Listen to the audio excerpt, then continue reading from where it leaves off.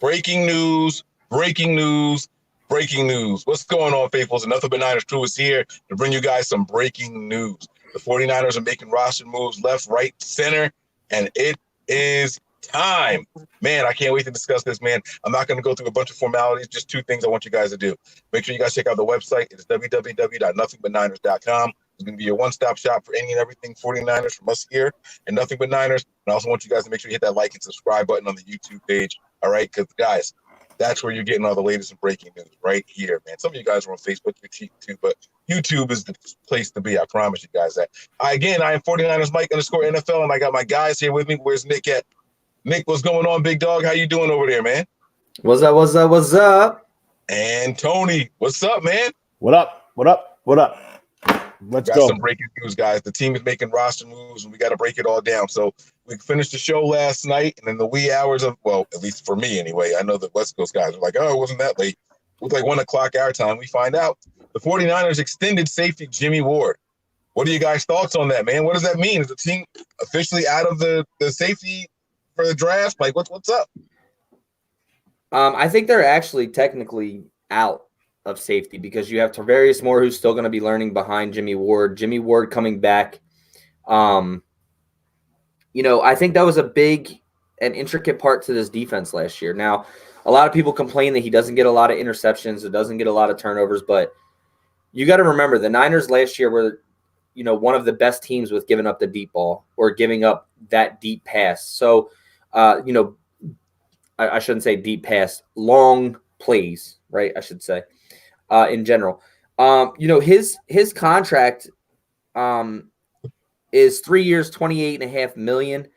But when you break it down, I just looked at it.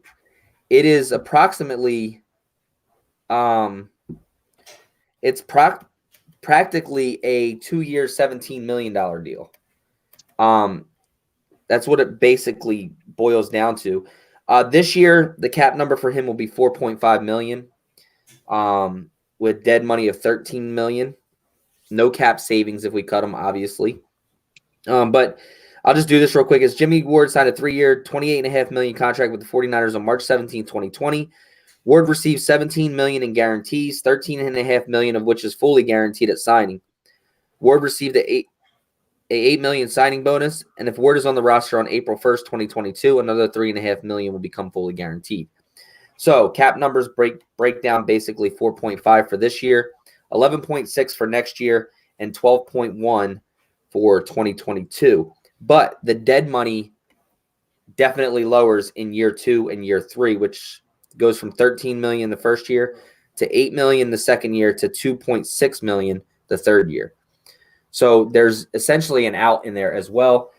Basically, it's a 2-year, $17 million fully guaranteed deal, basically. So it's about $8 million a year, which puts him at like 14th or 15th in paid safeties. I'm not the brightest person, but if the dead money is 13 this year and 8 next year, that's 21 million over 2 years. That's the dead money, but not the cap money. I get it, but what I'm saying is like he's not going anywhere for 2 years because the team is $21 million each year for the 2 years. So I get what you're saying, though. But it's not. Essentially, yes, because the $17 million fully guaranteed.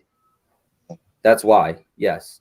But essentially, it could be a 2-year set with the outs and things. It could be a 2-year, $17 million contract. If he's healthy, I think he's here all 3 years. I think it's a good signing too, man. I know, like you said, a lot of people were looking at the guys in the draft, and we're gonna delve into that more this evening. But Tony, man, what are your thoughts on the Jimmie Ward extension? And did you think it was going to happen? The Niners are making some miracles happen. I mean, it's what was it? What was the cap hit this year? 1.5 or something like that for Jimmy. For Jimmie Ward, yeah. No, it's 4.5. 4.5 for him. 5 point something for Armstead. 5.4 for Armstead. They are manipulating the hell out of this cap, and both of those guys. What are those 2 contracts total? You got 28 and some change there, and then Armstead's contract was 6 years for $101 million, like $140 million basically. and this year it was only less than $10 million in cap space. It's incredible. What are your thoughts there, Tony? Bro, I'm in shock. This is unreal the way they're manipulating this cap. I just pulled it up. I don't know what website it is, but I think it was Lombardi posted it on Twitter just now. How Nick said it, the last year is his highest cap number, and they could walk away with losing $2 million. Right. It's crazy how they front loaded this deal, and all the other deals the other deal that was brought that they did was backloaded. But yeah, as far as bringing Jimmy back before this whole tampering period started, I was kind of nervous. I don't know what the hell was going on before the Buckner trade was announced. But listen, you want to keep that secondary together. I understand we lost Buckner. The defensive line works with the back end of the defense, but you're keeping them intact at least one more year, because next year there's a lot more free agents. Like everybody else now, minus Jimmie Ward, is going to be gone.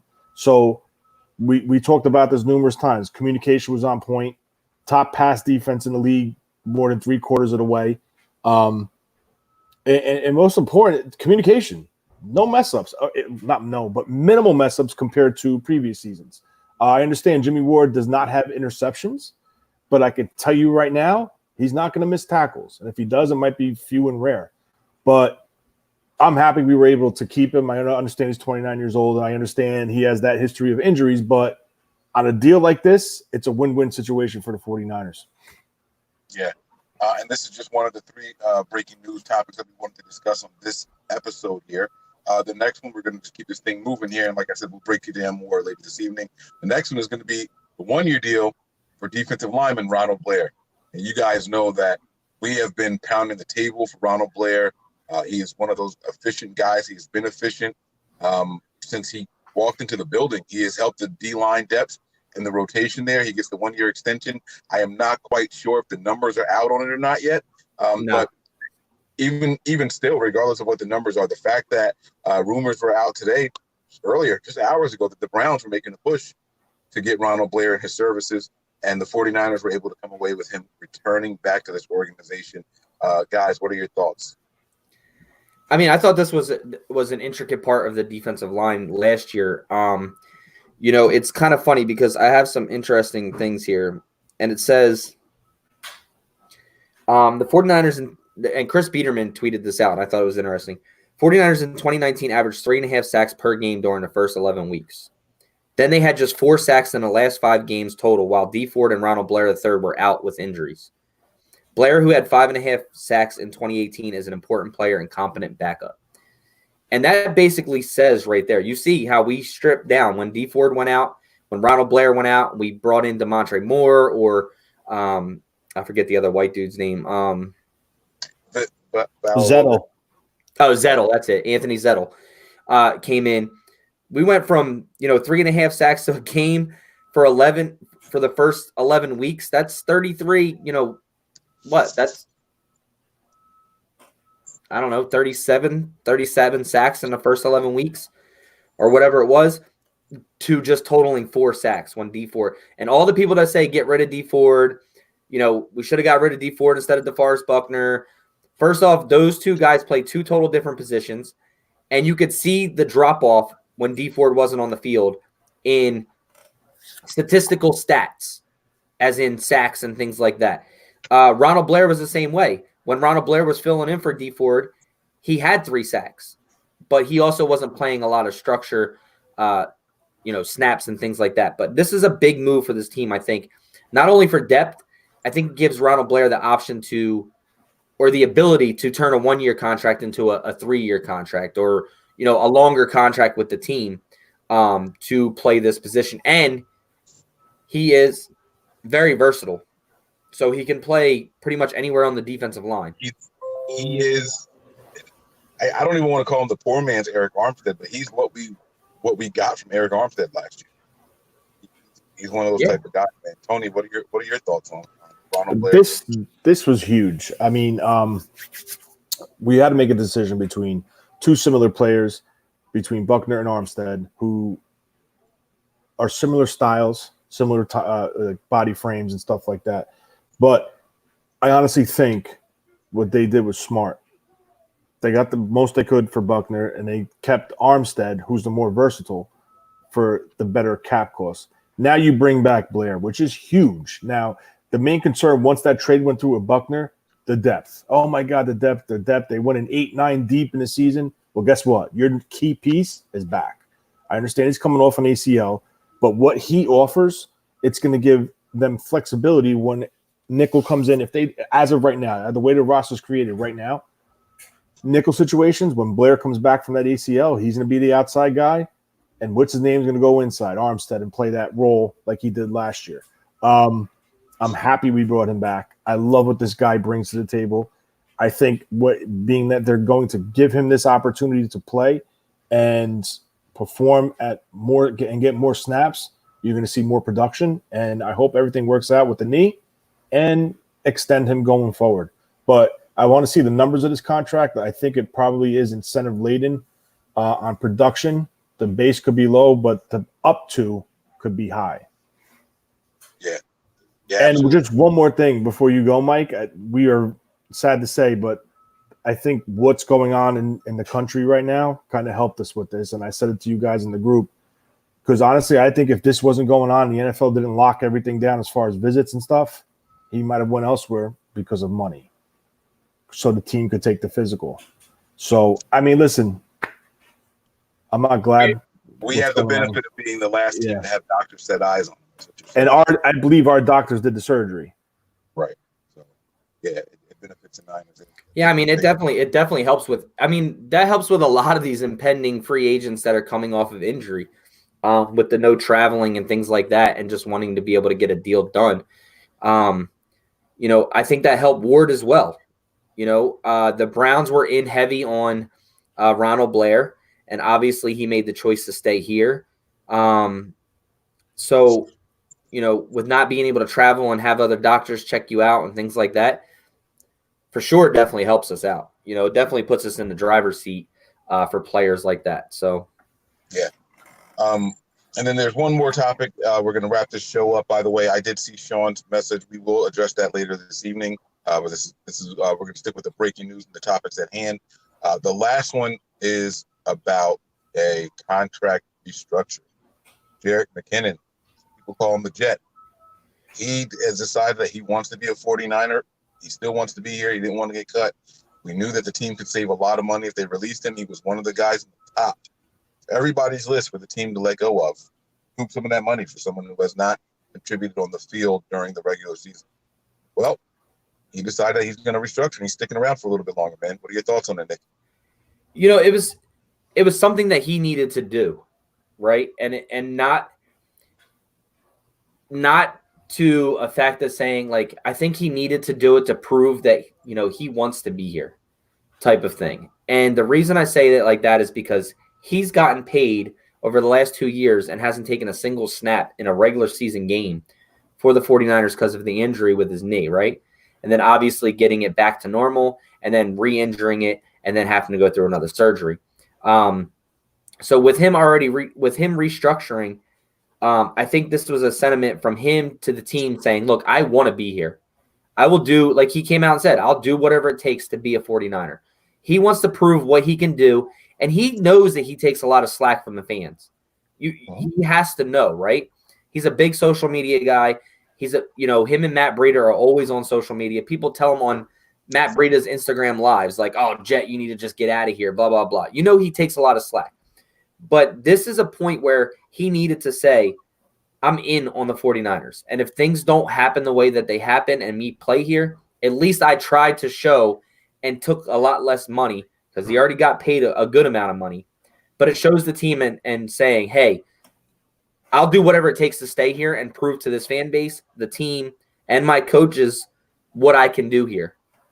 And I think it was a deal that he needed to be done. And, let's just hope the kid stays healthy, man. I as hard as I tried not to be, I'm still kind of a little bit excited just to see what he can do when healthy in this offense. But that's with any playmaker that I've seen in a Kyle Shanahan offense. I want to see what they can do in this offense. So if he makes our teams better, then so be it. If he's a fluke and doesn't do it, then we got him cheaper than what he was normally going to cost us, and we saved money, and we took that chance for that last year. So I'm okay with it. I'm good with it.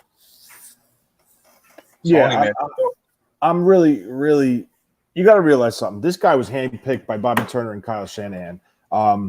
He tore his ACL. They tried to do the reconstructive surgery of the ACL.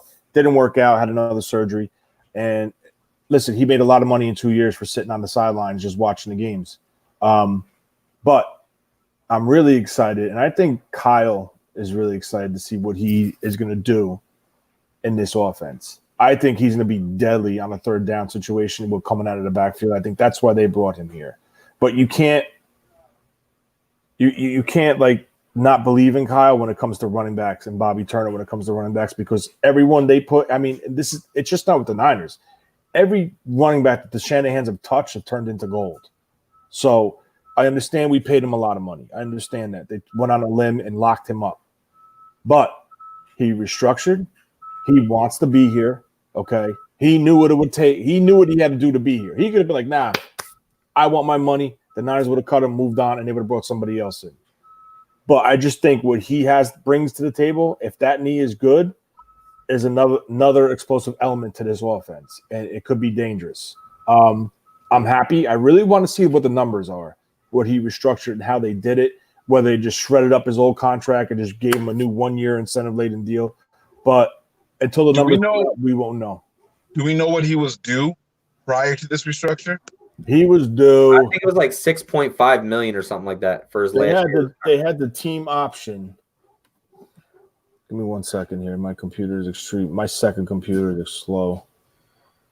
Jet McKinnon was 6'5".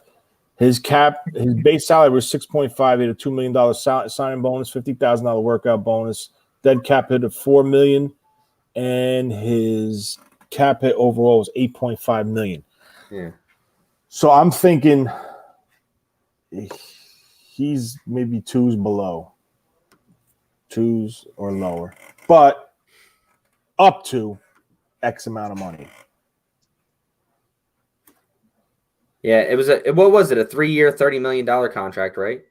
I think it was 4-year 30 because will be the 4 years. That's right. You're right. Yeah. This will be his third year. Yeah. So the last 2 seasons were opts. I can guarantee you that it's low cap hit this year compared to what next year is going to be. Yeah. To see if he stays, you know what I mean? Obviously, you're trying to save money this year. I know this is a breaking news, but I want to touch on this real quick because D. Scott says, fellas, there's 2 good wide receivers got traded, and we didn't make any moves like that. We need more help on offense. I mean, come on. We want to keep a running back who hasn't played 1 snap in 2 years. Let's make sense.